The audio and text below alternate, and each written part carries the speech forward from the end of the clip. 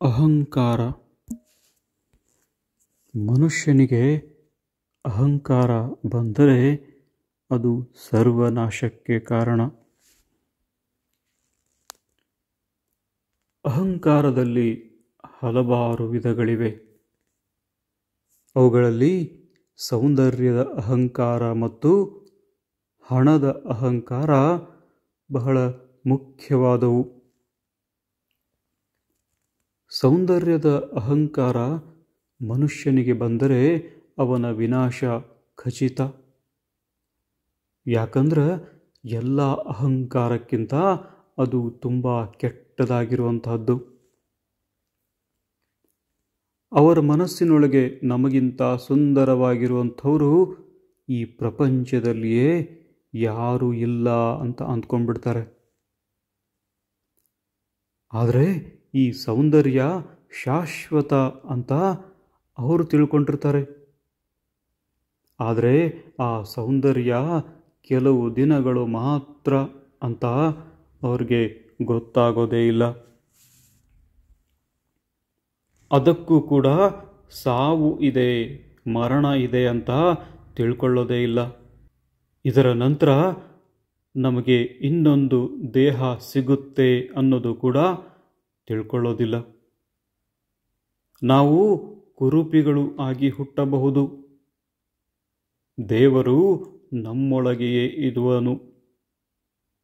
ಈ ಸೌಂದರ್ಯವನ್ನ ಕೊಟ್ಟವನು ಕೂಡ ಅವನೇ.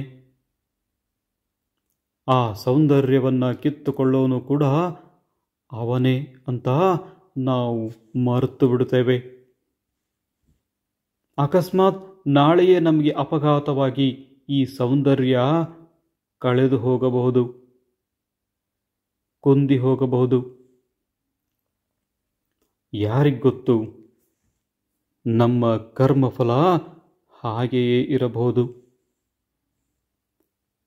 ಹಾಗಾಗಿ ನಮ್ಮ ಸೌಂದರ್ಯದ ಬಗ್ಗೆ ನಾವೇ ಹೊಗಳಿಕೊಳ್ಳುವುದಕ್ಕಿಂತ, ಬೇರೆಯವರನ್ನ ನೋಡಿ ಗೇಲಿ ಮಾಡುವುದಕ್ಕಿಂತ ನಯ ವಿನಯದಿಂದ ಆ ಭಗವಂತನ ಧ್ಯಾನವನ್ನ ಮಾಡುತ್ತಾ ಬದುಕಿದರೆ ನಮ್ಮ ಈ ಜೀವನ ಸಾರ್ಥಕವಾಗುತ್ತದೆ ಬಂಧುಗಳೇ.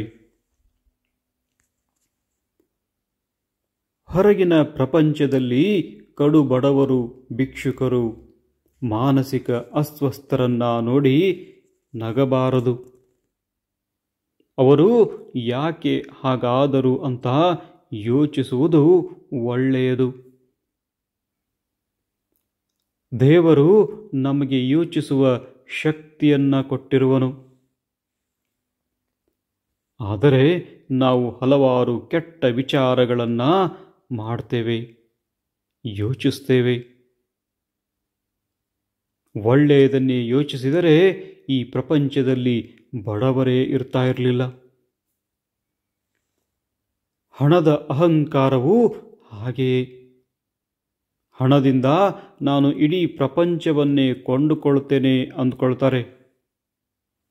ಆದರೆ ಅವರಿಗೆ ತಿಳಿದಿಲ್ಲ, ಹಣದಿಂದ ಸಾವನ್ನು ಮಾತ್ರ ಗೆಲ್ಲಲಾಗದು. ಆ ಭಗವಂತ ಹಣಕ್ಕೆ ಎಂದಿಗೂ ಕೂಡ ಒಲಿಯುವುದಿಲ್ಲ ಅನ್ನೋದನ್ನ ತಿಳಿದುಕೊಳ್ಬೇಕು. ಹಣ ಇದೆ ಅನ್ನೋ ಅಹಂಕಾರವನ್ನ ತೋರಿದರೆ ನಮ್ಮ ಅಂತರಾತ್ಮದಲ್ಲಿರುವಂತಹ ಭಗವಂತನಿಗೆ ನಾವು ದ್ರೋಹವನ್ನ ಮಾಡಿದ ಹಾಗೆ. ಅದಕ್ಕೆ ಯಾವಾಗಲೂ ಇನ್ನೊಬ್ಬರಿಗೆ ಒಳ್ಳೆಯದನ್ನೇ ಬಯಸಬೇಕು, ಒಳ್ಳೆಯದನ್ನೇ ಮಾಡಬೇಕು. ಒಳ್ಳೆಯದನ್ನೇ ಮಾಡುತ್ತಾ ಬದುಕುವುದು ಅತ್ಯಂತ ಶ್ರೇಷ್ಠ ಮನುಷ್ಯನ ಜೀವನ. ಎಲ್ಲರನ್ನ ಪ್ರೀತಿಸಬೇಕು. ಆ ಪ್ರೀತಿ ನಿಷ್ಕಲ್ಮಶವಾಗಿರಬೇಕು. ನಾಟಕದ ಪ್ರೀತಿ ಬೇಡ. ಪ್ರಪಂಚದೊಳಗೆ ಯಾವುದೇ ಶತ್ರುಗಳನ್ನು ಇಟ್ಕೊಳ್ಬಾರ್ದು. ನಿಮಗೆ ಒಬ್ಬರು ದುಷ್ಟರು ಎಂದು ಗೊತ್ತಾದರೆ ಅವರಿಂದ ದೂರ ಇರಿ.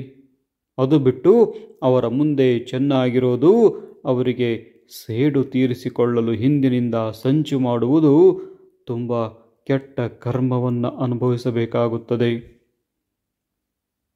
ಆ ಕರ್ಮಕ್ಕೆ ತಕ್ಕಂತಹ ಫಲವನ್ನು ನಾವು ಅನುಭವಿಸಲೇಬೇಕು.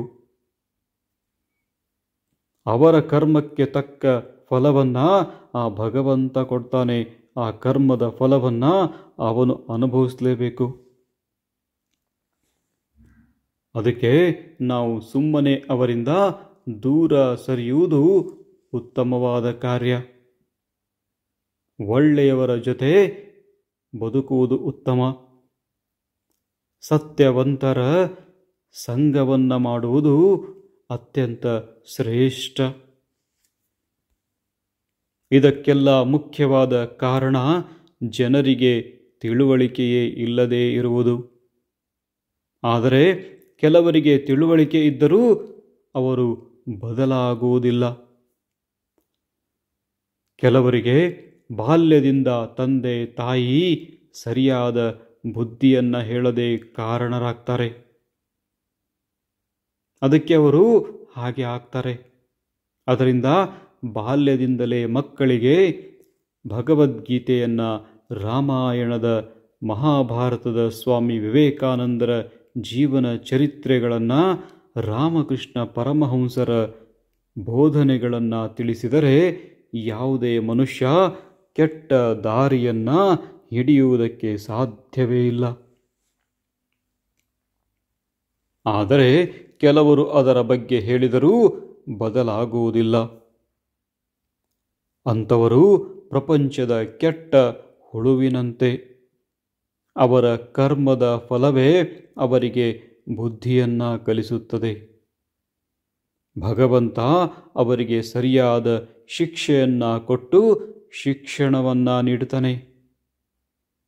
ಅದರಿಂದ ನಮಗೆ ಶಾಲೆಯಲ್ಲಿ ಹೇಳಿಕೊಡುವ ಸಮಾಜ, ವಿಜ್ಞಾನ, ಗಣಿತ ಪಾಠಕ್ಕಿಂತ ನಮ್ಮ ಬದುಕಿನ ಮೌಲ್ಯವನ್ನು ಹೇಳಿಕೊಡುವ ಆಧ್ಯಾತ್ಮಿಕ ಪಾಠವೇ ಅತ್ಯಂತ ಮುಖ್ಯವಾದದ್ದು.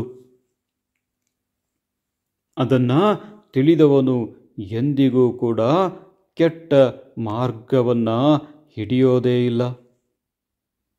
ಅವನಿಗೆ ಮನಸ್ಸಿನ ಮೂಲೆ ಮೂಲೆಯಲ್ಲೂ ಒಂಚೂರು ಅಹಂಕಾರ ಬರೋದಿಲ್ಲ.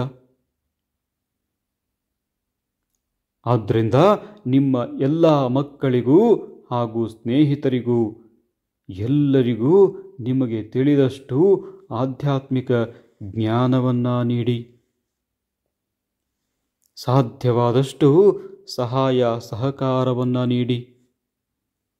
ಪ್ರತಿಯೊಬ್ಬರೊಂದಿಗೂ ಪ್ರೀತಿ, ವಿಶ್ವಾಸ, ಪ್ರೇಮದ ಜೀವನವನ್ನು ನಡೆಸಿ ಈ ಮನುಷ್ಯ ಜನ್ಮ ಸಾರ್ಥಕ ಮಾಡಿಕೊಳ್ಳೋಣ ಬಂಧುಗಳೇ. ಈ ಗುರುಸೇವಕನ ಯೂಟ್ಯೂಬ್ ಚಾನಲನ್ನು ಈವರೆಗೂ ಸಬ್ಸ್ಕ್ರೈಬ್ ಮಾಡಿಕೊಂಡಿಲ್ಲ ಅಂದರೆ ಪಕ್ಕದಲ್ಲಿರುವಂತಹ ಬೆಲ್ ಬಟನನ್ನು ಒತ್ತಿ ಕೂಡಲೇ ಸಬ್ಸ್ಕ್ರೈಬ್ ಮಾಡಿಕೊಳ್ಳಿ. ಈ ವಿಡಿಯೋ ನಿಮಗೆ ಇಷ್ಟವಾದಲ್ಲಿ ಲೈಕ್ ಮಾಡಿ, ಕಮೆಂಟ್ ಮಾಡಿ ಮತ್ತು ತಪ್ಪದೆ ಇತರರಿಗೂ ಶೇರ್ ಮಾಡಿ. ಸದಾಕಾಲ ಸಕಾರಾತ್ಮಕವಾಗಿ ಯೋಚನೆಯನ್ನು ಮಾಡಿ. ಶುಭ ದಿನ. ಶುಭವಾಗಲಿ ಬಂಧುಗಳೇ.